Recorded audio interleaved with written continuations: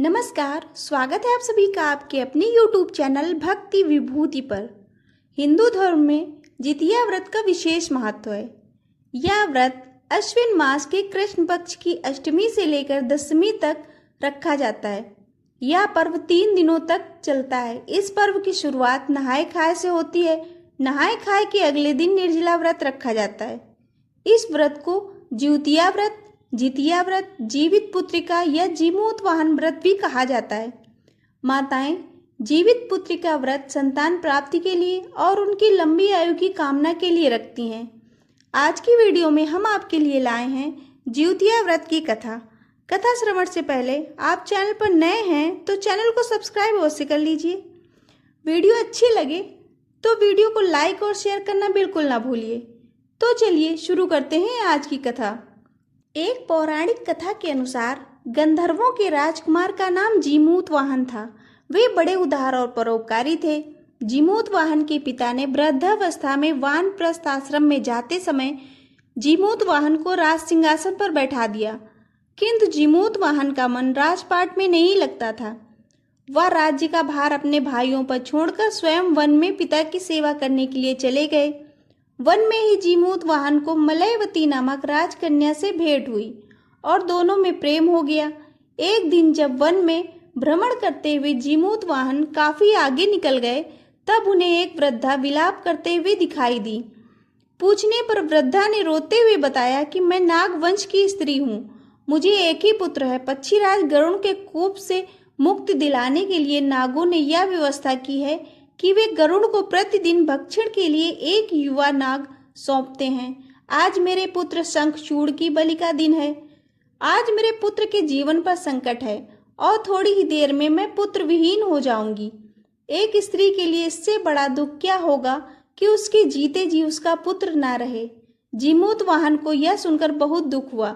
उन्होंने उस वृद्धा को आश्वासन दिया कि डरो मत, मैं तुम्हारे पुत्र के प्राणों की रक्षा करूंगा। आज उसके स्थान पर मैं स्वयं अपने आप को उसके लाल कपड़े में ढककर शिला पर लेट जाऊंगा ताकि गरुड़ मुझे खा जाए, पर तुम्हारा पुत्र बच जाए। इतना कहकर जीमूत वाहन ने शंखचूड़ के हाथों से लाल कपड़ा ले लिया और उसे लपेटकर गरुड़ को बलि देने के लिए चुनी हुई बद्ध शिला पर लेट गए। नियत समय पर गरुड़ बड़े वेग से आए और वे लाल कपड़े में ढके हुए जीमूत वाहन को पंजे में दबाकर पहाड़ के शिखर पर जाकर बैठ गए। गरुड़ ने अपनी कठोर चोंच का प्रहार किया और जीमूत वाहन के शरीर से मांस का बड़ा हिस्सा नोच लिया। इसकी पीड़ा से जीमूत वाहन की आंखों से आंसू बह निकले और वह दर्द से कराहने लगे। अपने पंजों में जकड़े प्राणी की आंखों में से आंसू और मुंह से कराह सुनकर गरुड़ बड़े आश्चर्य में पड़ गए, क्योंकि ऐसा पहले कभी ना हुआ था। उन्होंने जीमूत वाहन से उनका परिचय पूछा। जीमूत वाहन ने सारा किस्सा कह सुनाया कि कैसे एक स्त्री के पुत्र की रक्षा के लिए वह अपने प्राण देने आए हैं। उन्होंने कहा, आप मुझे खा लीजिए और अपनी भूख शांत कर लीजिए। गरुड़ जीमूत वाहन की बहादुरी और दूसरे की प्राण रक्षा के लिए स्वयं का बलिदान देने की हिम्मत से बहुत प्रभावित हुए। उन्होंने स्वयं पर पछतावा होने लगा।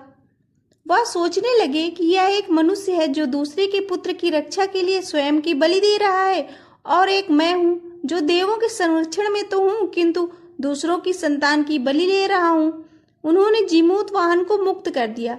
गरुड़ ने कहा, हे उत्तम मनुष्य, मैं तुम्हारी भावना और त्याग से बहुत प्रसन्न हूँ। मैंने तुम्हारे शरीर पर जो घाव किए हैं उसे ठीक कर देता हूँ। तुम अपनी प्रसन्नता के लिए मुझसे कोई वरदान मांग सकते हो। जीमूत वाहन ने कहा, हे पक्षीराज, आप तो सर्वसमर्थ हैं। यदि आप प्रसन्न हैं और वरदान देना ही चाहते हैं तो आप सांपों को अपना आहार बनाना छोड़ दीजिए। आपने अब तक जितने भी प्राण लिए हैं उन्हें जीवन प्रदान करें। गरुड़ ने सबको जीवन दान दे दिया और नागों की बलि न लेने का वरदान भी दिया। इस प्रकार जीमूत वाहन के साहस से नाग जाति की रक्षा हुई। गरुड़ ने कहा, तुम्हारी जैसी इच्छा वैसा ही होगा। हे राजा, जो स्त्री तुम्हारे इस बलिदान की कथा सुनेगी और विधि पूर्वक व्रत का पालन करेगी, उसकी संतान मृत्यु के मुख से भी निकल आएगी। तब से ही पुत्र की रक्षा हेतु जीमूत वाहन की पूजा की प्रथा शुरू हो गई। यह कथा कैलाश पर्वत पर भगवान शंकर ने माता पार्वती को सुनाई थी। जीवित पुत्रिका व्रत के दिन भगवान श्री गणेश, माता पार्वती और शिव जी की पूजा एवं ध्यान से जीमोत्वाहन की कथा सुननी चाहिए। जितिया व्रत की दूसरी कथा के अनुसार एक समय की बात है, किसी वन में एक चील और एक सियारिन रहती थी। चील तथा सियारिन में गहरी मित्रता थी। चील तथा सियारिन दोनों हर काम को मिल बांट कर करती थी और प्रेम भाव से रहती थी। एक बार कुछ महिलाएं जंगल में आईं और किसी जीवित पुत्रिका व्रत की आपस में बात कर रही थी। यह सब देखकर चील के मन में भी जिज्ञासा जाग गई। वह महिलाओं के पास गई और व्रत के बारे में पूछने लगी। महिलाओं ने जितिया व्रत के बारे में चील को बताया। चील तुरंत अपने मित्र सियारिन के पास गई और उसको जितिया व्रत के बारे में बताने लगी। व्रत को बताने के बाद चील तथा सियारिन ने निर्णय लिया कि वे दोनों भी जितिया माता का व्रत और पूजा विधि विधान से करेंगी। चील तथा सियारिन ने जितिया माता का व्रत का संकल्प लिया और शाम को पूजा की। पूजा के बाद ही चील और सियारिन को भूख लगने लगी। सियारिन अपनी भूख सहन न कर सकी और जंगल में जाकर शिकार करने लगी। सियारिन जब मांस को खा रही थी तब चील ने उसे देख लिया और व्रत तोड़ने के लिए सियारिन को बहुत डांटा, लेकिन चील ने अपना व्रत नहीं तोड़ा और सच्चे मन से जितिया व्रत को पूर्ण किया।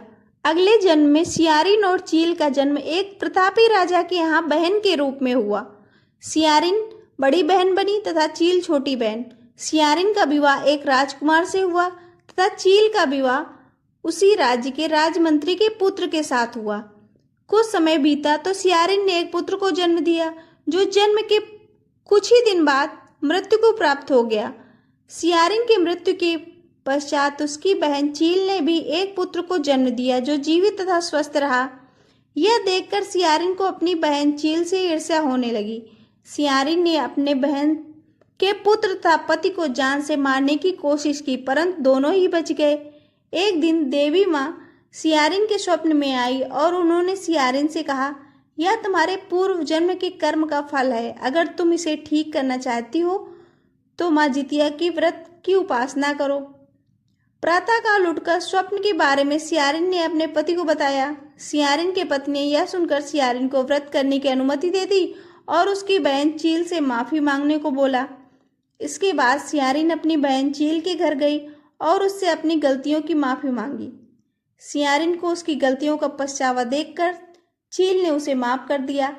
अगले साल जितिया व्रत पड़ा तो दोनों ने एक ही साथ व्रत रखा। माता जितिया सियारिन के व्रत से प्रसन्न हुई और उसको पुत्र प्राप्ति का वरदान दिया। कुछ दिनों बाद ही सियारिन ने एक सुंदर बालक को जन्म दिया। अब दोनों बहनें प्रेम भाव से खुशी खुशी रहने लगी। तो ये थी जितिया व्रत की कथा। कथा आपको कैसी लगी कमेंट करके अवश्य बताएं। वीडियो में अंत तक बने रहने के लिए आपको बहुत बहुत धन्यवाद। फिर मिलेंगे एक और नई वीडियो के साथ।